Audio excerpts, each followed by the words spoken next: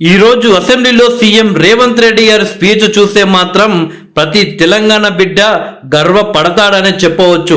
నిజాన్ని నిర్భయంగా చెప్పారు రేవంత్ రెడ్డి గారు. ముఖ్యంగా బీఆర్ఎస్ పార్టీ అధికారంలో ఉన్నప్పుడు ఎంఐఎం పార్టీని ఎలా వెనుకల వేసుకొచ్చిందో మనమందరం చూసాము.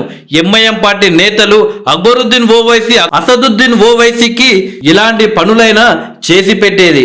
ఈరోజు ముఖ్యంగా సీఎం రేవంత్ రెడ్డి గారు అక్బరుద్దీన్ పై చేసిన కామెంట్లను ఇటు కాంగ్రెస్ పార్టీ కార్యకర్తలే కాదు, ఏకంగా బీజేపీ పార్టీ కార్యకర్తలు కూడా స్వాగతిస్తున్నారు.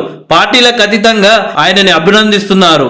ముఖ్యంగా తెలంగాణ విద్యుత్ బకాయిలు చెల్లించడంలో సిద్దిపేట, గజ్వెల్, హైదరాబాద్ సౌత్ అనగా ఓల్డ్ సిటీ టాప్ 3లో ఉన్నాయి అంటూ అక్బరుద్దీన్ ఓ రేంజ్ లో క్లాస్ పీకాడు సీఎం రేవంత్ రెడ్డి గారు. విద్యుత్ లో తెలంగాణ అప్పులుండడంలో మీ పాత్ర కూడా ఉంది అక్బరుద్దీన్ గారు అంటూ ఓ రేంజ్ లో అక్బరుద్దీన్ కి క్లాసు పీకాడు సీఎం రేవంత్ రెడ్డి గారు.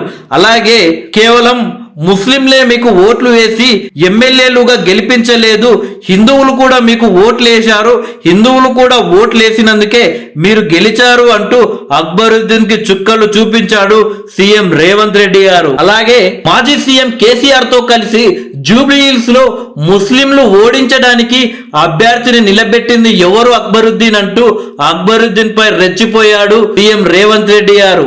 మనకందరికీ తెలుసు, జూబ్లీ హిల్స్ కాంగ్రెస్ పార్టీ అభ్యర్థి మాజీ క్రికెటర్ అజారుద్దీన్ ని ఓడించింది ఎవరు? ఆ ఓటమి వెనుక ఉన్న కారణం ఎవరు? మనకందరికీ తెలిసిందే. అయితే అక్బరుద్దీన్ ని ఓ రేంజ్ లో ఆడుకున్న సీఎం రేవంత్ రెడ్డిని చూసి ఇటు కాంగ్రెస్ పార్టీ కార్యకర్తలే కాదు, బీజేపీ కార్యకర్తలు కూడా అభినందిస్తున్నారు.